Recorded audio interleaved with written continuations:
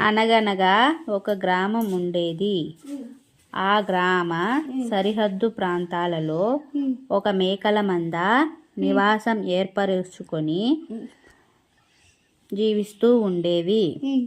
ఒకసారి ఆ మేకల మందలో ఒక మేక 5 పిల్ల మేకలకు జన్మనిచ్చింది. ఆ పరిసర ప్రాంతాలలో వేటాడే జంతువులను తినే ఒక తోడేలు యొక్క కన్ను ఆ మేకలపై పడింది.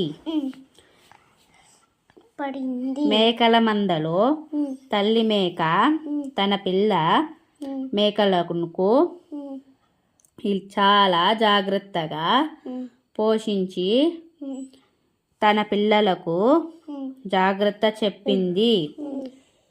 నా ప్రియమైన పిల్లలారా, మీ మీద దుష్ట జంతువుల కన్ను ఉంటుంది. మీరు చాలా జాగ్రత్తగా ఉండాలి.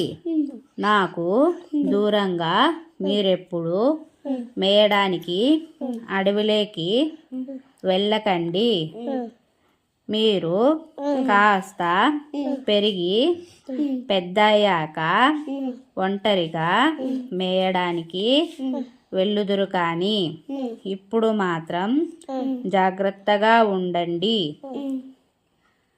ఒకరోజు ఉదయాన్నే తల్లి మేక తన పిల్లల ఆహారం కోసం వెతుకుతూ అడవిలోకి వెళ్ళింది. ఇదే అవకాశం కోసం ఎదురు చూస్తున్న తోడేలు పిల్లల మేకలకు ఉన్న చోటకి వచ్చి వాటితో తీయని కంఠస్వరంలో ఈ విధంగా అన్నది: ఓ పిల్లలారా, నేను మీ మామయ్యను. ఒకసారి నాతో రండి. మీకు మంచిగా ఆహారం దొరికే పొదలను చూపిస్తాను. నక్క మాటలు విన్న పిల్ల మేకలలో ఒక మేక పిల్ల దానితో ఈ విధంగా అన్నది: